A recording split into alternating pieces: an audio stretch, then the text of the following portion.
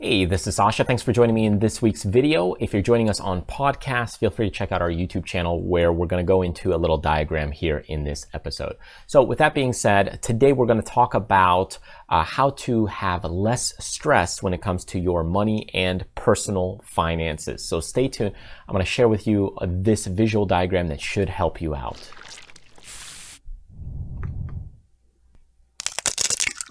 All right, so we've all been there. We've stressed about something at one point in our life. That is just human nature. You might have stressed about buying a car. You might have stressed about going to school, making a decision, or something else that's coming into your life.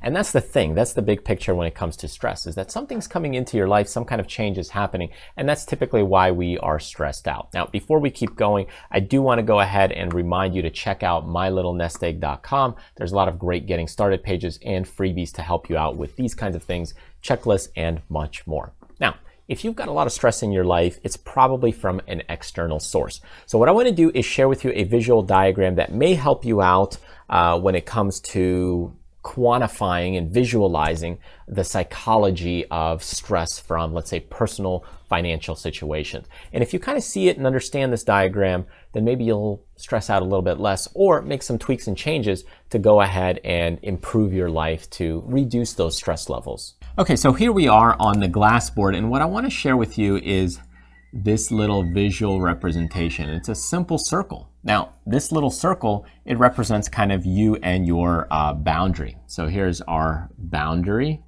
and this is us. This is me. Everything that you can kind of control is in here. This is your world. Now, this is the one thing I want you to remember from this is SEC. Okay, and what is SEC? SEC is, when we look at this, these are the things that we can kind of control. We can control our smarts, we can control our emotions, and we can control our choices. Okay, choices are decisions, smarts is our intellect and emotion. So what are the external implications of all this? Well, if you look at these and you look at your intellect or your smarts, this is where you get your success. Okay. If you look at your emotions, this is kind of your happiness. And if we look at our choices, this is going to be our decisions. Okay, so this is kind of what we have initially of what happens externally by having smarts, emotions, choices. This creates our final kind of result. This is the result of having good things. Now, when it comes to stress, what happens with stress is here's our personal boundary. This is what's in our control. Okay. What happens is that you have things that impact your boundary. So you might have an external source like kids. They drive you up the wall. You might have things like your job or boss that, have an impact on you. It could be an event like a car accident or something like that. So let's just say an event or situation. All these things start impacting, and that creates little cracks in your personal boundary. So when you have a strong personal boundary, let's say, this becomes a little thicker. You could think of it like thicker skin. All of a sudden, you've created more strength because your boundary here is your strength. And when people have a lot of stress, they typically have a weak boundary. And the way to grow this boundary is to have more smarts, to have, a stronger emotions, and to make better decisions and choices. This is what creates, peacefulness. Okay, it creates long and lasting peace. I'll say peacefulness. Some people say attainability. Some say, let's say, equilibrium. Other people may say fulfillment, whatever choice you want to think about. But this is what we're looking at to quantify is why do people have stress? Well, what happens is they have stress from these external sources. Hey, an event. Man, I was late on my car payment. So late on your payment. Or you got into a car accident. That creates stress. Boom, there's a little crack. Job or boss, he said something. All of a sudden, there's stress in the workplace. The kids, they broke a window. That creates financial stress. The kids need to go to the doctor and it wasn't covered. Or they want to go play soccer and you have to pay the registration fees and you notice your notice you're kind of extended. So Anyways, what happens is that all these things start impacting you from these different areas and sources. And that's kind of the issue. That's where the stress lies. That's what creates this impact. And it's maybe what you can do is go ahead and make smarter choices. Let's say job. Maybe it could be, hey, I make smarter decisions on doing tasks a different way or talking to my boss in a different way. It could be getting a different job because of your smarts, your intellects. That'll create more success. In terms of dealing with your emotions, controlling your emotions or choices. Here, late payments. Maybe you set up things that are more auto pay, so you make a choice. Could be a combination of smarts and choices. Maybe you create auto pay, and that'll avoid that stress that you won't have late payments.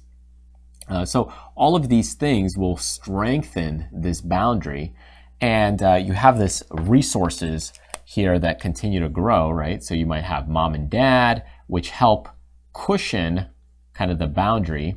And if mom and dad can help, if you've got an emergency or a problem, that could also be part of that that boundary. That if you go ahead and have an issue or have an impact that stress comes into your life, you're pulling from your resources to grow your kind of boundary. So we're just trying to visualize this concept of stress and how it works. And this is the way that it happens, is that stress, you don't have enough strength in your boundary. And that comes from a lot of things in the finance world. It comes from these areas of, hey, I've got some events. I've got a personal problem with someone.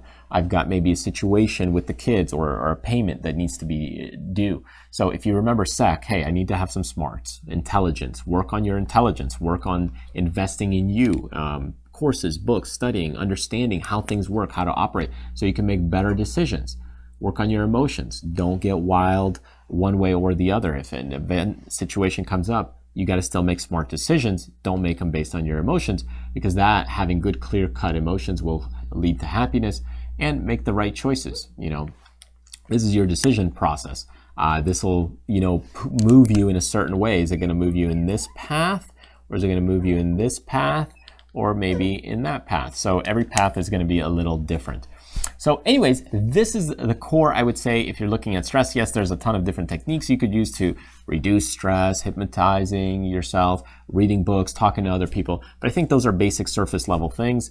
In the end, if you understand kind of this diagram and then apply it, it all stems from here. And using things to increase your smarts, using things to improve your emotions and choices, all of that. Yes, of course, you could go ahead and meditate. That'll help you, maybe your emotions.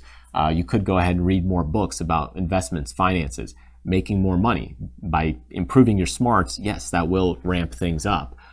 So making more money and making smarter decision choices as well. Hey, don't do this, don't do that, and you'll be less stressed about money. Absolutely, but that comes from choices, because that's your decisions. All right, so I hope you enjoyed that diagram. Maybe it gives you a new perspective on what to do if you're a little more stressed about money and personal finance. And if you enjoyed that, feel free to grab some of the great freebies that I have available on my website by clicking the link right over here. There's a ton of little mini guides, checklists, PDFs, and much more, absolutely free. So check those out by clicking the link right here.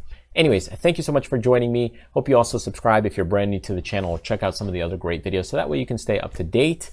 And I will see you in the next video. So thanks again for joining me, and take care.